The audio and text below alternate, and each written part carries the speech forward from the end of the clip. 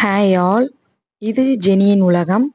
இன்னைக்கு நம்ம என்ன வீடியோ பார்க்க போகிறோம் அப்படின்னா, மீன் குழம்பும் மீன் ஃப்ரையும் தான். இன்னைக்கு லஞ்ச் மெனு என்ன?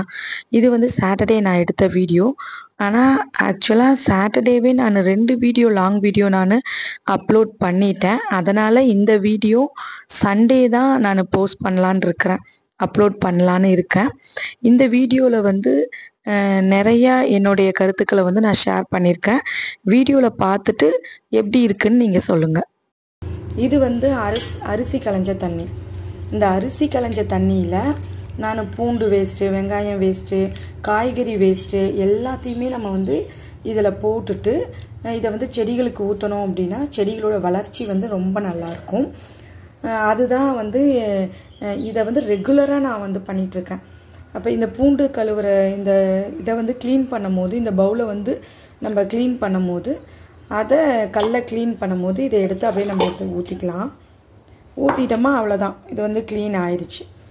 இதுக்கப்புறம் நம்ம இதில் வந்து பூண்டை வந்து தட்டிக்கலாம். இன்னும் ஒரே ஒரு இது மட்டும் அலசி எடுத்துட்டு நம்ம பூண்டை வந்து தட்டிக்கலாம். இது க்ளீன் ஆயிடுச்சு. இதை வச்சு நம்ம தேய்ச்சிட்டு இருக்கணுங்கிற அவசியம் கிடையாது. பூண்டு நல்லா ஹார்டாக வந்து ஒட்டி இருக்கும். நம்ம டெய்லி தட்டுறோம்ல, ஒட்டி இருக்கும். தண்ணி ஊற்றி ஒரு அரை மணி நேரம் 1 மணி நேரம் வச்சிட்டோம் அப்படின்னா அதில் இருக்கிறது எல்லாமே ஈஸியாக வந்துடும். அப்போ வந்து நம்ம அதை எடுத்து நம்ம இந்த அரிசி களைஞ்ச தண்ணியோட எடுத்து இந்த வெங்காயம், பூண்டு பேஸ்ட்டு, இஞ்சியோட வேஸ்ட்டு, இது எல்லாத்தையும் நம்ம வந்து செடிகளுக்கு ஊற்றும் போது பூச்சிகள் வந்து செடிகளை வந்து தாக்காமல் இருக்கும். ரெகுலராக நம்ம இதை பண்ணிகிட்டு இருந்தோம்னா. ஆனால் ரெகுலராக வந்து டெய்லி பூண்டு தட்டின அந்த தண்ணி, வெங்காய தண்ணி இதெல்லாம் வந்து செடிகளுக்கு ஊற்றிட்டு வந்தோம் அப்படின்னாவே செடிகள் வந்து நல்லாயிருக்கும்.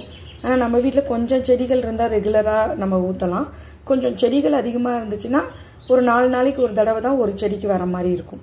அதை வந்து நம்ம பார்த்து எந்த செடிக்கு நம்ம ஊற்றலையோ அதை வந்து ஃபஸ்ட்டு ஊற்றிட்டு அப்படியே ரொட்டேஷனாக நம்ம வந்து ஒவ்வொரு செடிகளுக்கும் நம்ம வந்து பண்ணிகிட்ருக்கலாம்.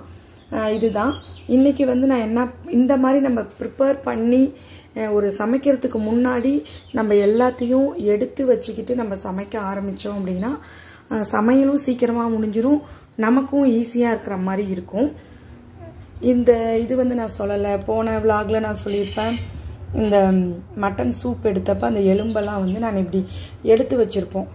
எங்கள் தோட்டத்தில் நாய் இருக்குது, நம்ம நாய்க்கு வந்து அது போட்டுடலாம் அப்படிங்கிற ஒரு இதில் வந்து நாங்கள் அதை வேஸ்ட் பண்ண மாட்டோம். இதை கீழே போடுறதுக்கு இதில் எல்லாமே அப்படியே தான் இருக்கும். அதை வந்து நம்ம வேஸ்ட் பண்ணாமல் நம்ம பெட்ஸுக்கு வந்து நம்ம அதை கொடுக்கலாம். அந்த ஒரு எண்ணத்தில் தான் இதை வந்து நம்ம எடுத்து வச்சிருக்கு. தோட்டத்துக்கு போனோமா நான் எங்கள் நாயை காமிக்கிறேன், எங்கள் டாகை. முன்ன வந்து வீட்டில் தான் இருந்துச்சு. அது பண்ண ரொம்ப அட்டகாசம். அப்படின்னா சீட்டு ஒருத்தர் கூட வண்டி நிறுத்த முடியாதுங்க, எல்லா வண்டி சீட்டையும் கிழிச்சிருவார்.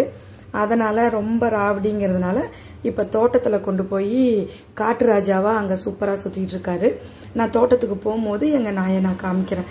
எங்கள் சஞ்சு, எங்கள் நாயோட பேர் வந்து சஞ்சு. இப்போ வாங்க நம்ம மீன் குழம்புக்கு எப்படி நம்ம ரெடி பண்ணுறது அப்படிங்கிறத பார்க்கலாம். ஃபஸ்ட்டு மீன் ஃப்ரைக்கு வந்து தனியாக மீனும், மீன் குழம்புக்கு வந்து தனியாகவும் நான் எடுத்து வச்சிட்டேன். புளி ஊற வச்சிட்டேன், தேங்காய் இருக்குது, தக்காளி, வெங்காயம், பூண்டு. மீன் ஃப்ரை, ஃபிஷ் ஃப்ரைக்கு வந்து இஞ்சி பூண்டு பேஸ்ட்டு, மிளகாய்த்தூள், மஞ்சள் தூள், மிளகுத்தூள், சீரகத்தூள், கொத்தமல்லி, மல்லித்தூள், அதுக்கப்புறம் இது கார்ன்ஃப்ளவர், இது அரிசி மாவு, இது வந்து உப்பு போட்டுட்டு இது என்னன்னா லெமன் ஜூஸ் வந்து எடுத்து வச்சிருக்கேன். அது அப்படியே லெமன் ஜூஸ் வந்து ஒரு சிலர் சொல்லுவாங்க லெமன் ஜூஸ் பொரிச்சு எடுத்த வாட்டி லெமன் ஜூஸ் வந்து பிழிஞ்சு விட்டு நம்ம சாப்பிட்டோமா நல்லா இருக்கும்னு. நான் வந்து என்ன பண்ணுவேன்னா இந்த மாதிரி பெசரும் போதே லெமன் ஜூஸை போட்டு நல்லா வந்து மேரினேட் பண்ணி வச்சுட்டு மீனை வந்து பொரிச்சுக்குவேன். அவ்வளோதான். இப்போ 1 by 1 நம்ம போட்டு எல்லாத்தையும் ரெடி பண்ணலாம். ஃபஸ்ட்டு இஞ்சி பூண்டு பேஸ்ட் வந்து 1 ஸ்பூன் போட்டுக்கலாம். நெக்ஸ்ட்டு அப்படியே இருக்கிறதெல்லாம் எடுத்து மலைச்சாரல் மாதிரி கொட்ட வேண்டியது தான். இது வந்து காஷ்மீரி சில்லி, அதனால் கொஞ்சம் கலர் அதிகமாக இருக்கும். இது பெப்பரும் சீரகத்தூளும்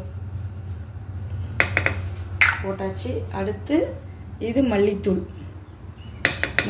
போட்டாச்சு. அடுத்து மஞ்சள் தூளும் போட்டாச்சு. அடுத்து கார்ன்ஃப்ளவர் அப்படியே ஒரு ஸ்பூன் தூவி விட்டுட்டு அடுத்து அரிசி மாவு ரைஸ் ஃப்ளார்.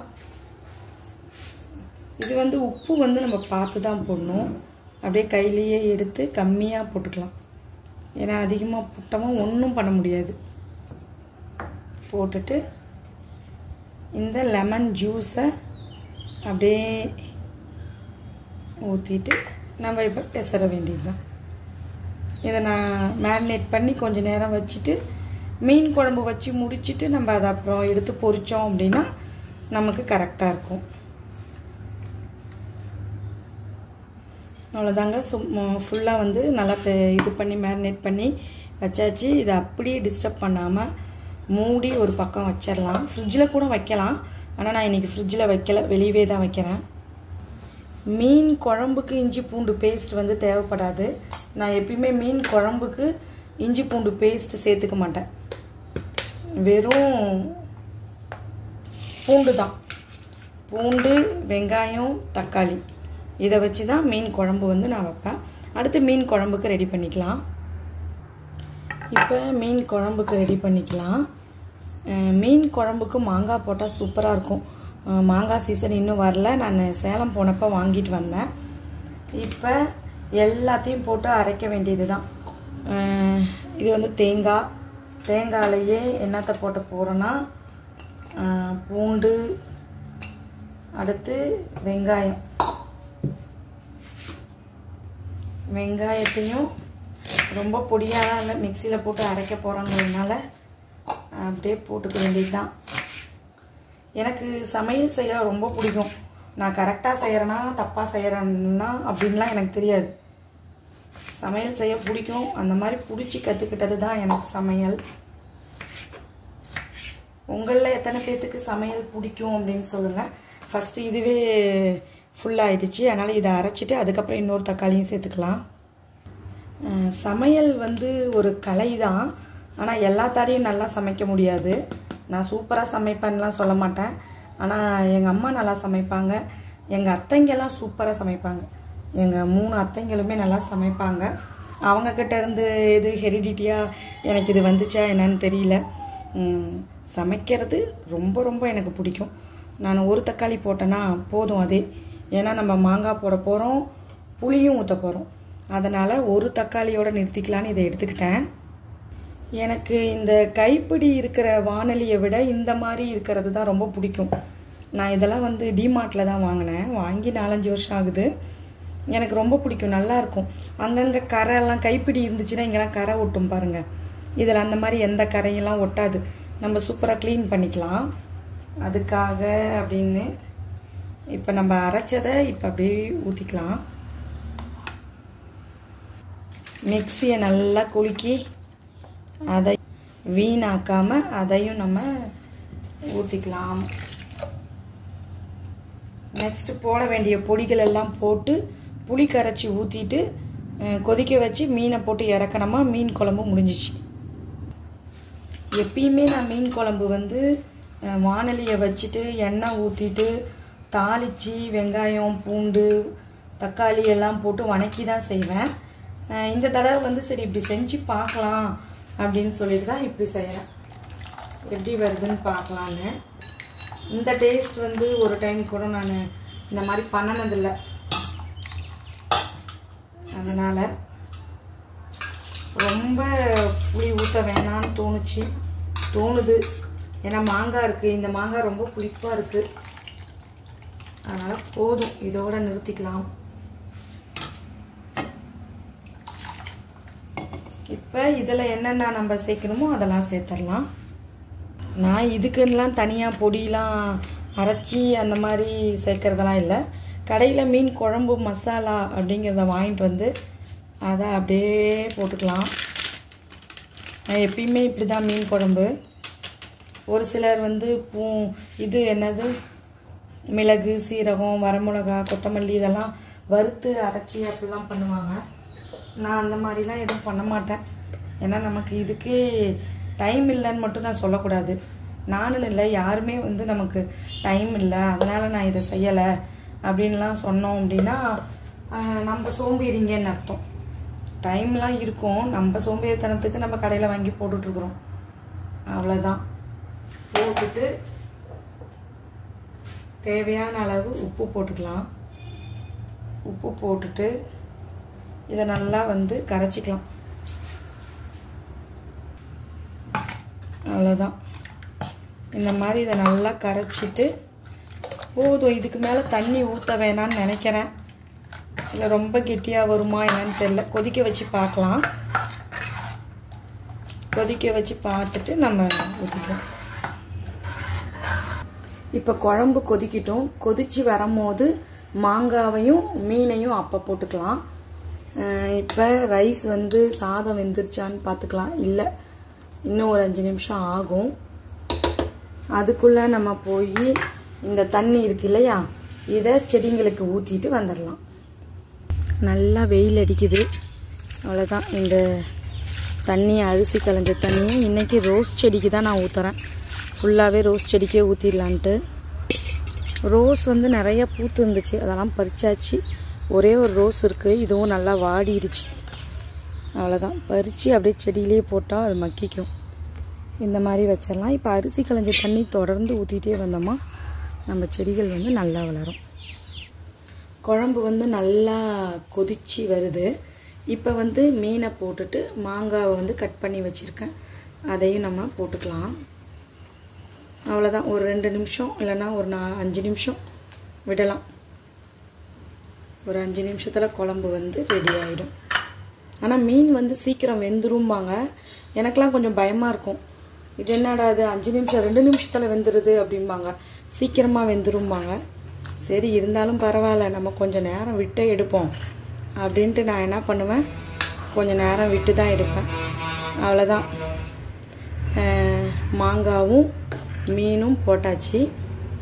ஆனால் என்கிட்ட இன்றைக்கி கருவேப்பிலை இல்லை, கொத்தமல்லி இல்லை, அதனால் நான் எதுவும் போடலை. ஏன்னா இப்போ போய் கடைக்கு போய் வாங்கிட்டு வர முடியாது. தம்பி படிச்சிட்ருக்கிறான், என் ஹஸ்பண்ட் வெளியே போயிருக்காரு. அதனால் ஓகே, என்ன இருக்கோ அதை வச்சு நம்ம சமைக்கணும். அவ்வளோதான். சாதம் வெந்துருச்சு. சாதத்தை வடிச்சிக்கலாம் ஆஃப் பண்ணிவிட்டு. குழம்பும் வந்து ஒரு 5 நிமிஷம் ஆயிடுச்சு, அதனால் அதையும் ஆஃப் பண்ணிடலாம். மீன் ஃப்ரை பண்ணுறதுக்கு எண்ணெய் கொதிச்சிட்ருக்கு. அதுக்குள்ளார என் பையன் டிஷ்வாஷர் அந்த டிடர்ஜென்ட் இருக்கு இல்லையா, அதை வந்து அமேசானில் ஆர்டர் போட்டிருந்தான். அது வாங்கியாச்சு.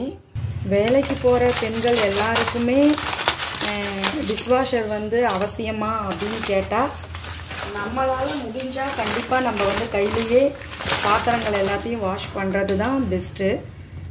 இருந்தாலும் நம்மளால் முடியாத இதுக்கு எனக்கெலாம் வந்து ரைட் ஹேண்ட் வந்து ரொம்ப வலிக்கும். ஸ்கூலில் வந்து கரெக்ஷன் ஒர்க்கு, போர்டில் எழுதுறது, இந்த மாதிரி செஞ்சு நான் ஃபிசியோதெரப்பிலாம் எடுத்திருக்கேன். அதனால் அப்போ தான் நாங்கள் வந்து ஃபஸ்ட்டு டிஷ்வாஷர் வாங்கினோம். ஆனால் எனக்கு கையில் வாஷ் பண்ணுறது தான் ரொம்ப பிடிக்கும். இருந்தாலும் நாங்கள் வந்து ஏதாவது ஒரு டைம் நைட்லேயோ இல்லை காலையிலையோ நாங்கள் டிஷ்வாஷரில் பாத்திரங்கள் வந்து வச்சுக்குவோம். இந்த ஐஎஃப்பி இதுதான் நாங்கள் வந்து யூஸ் பண்ணுறோம்.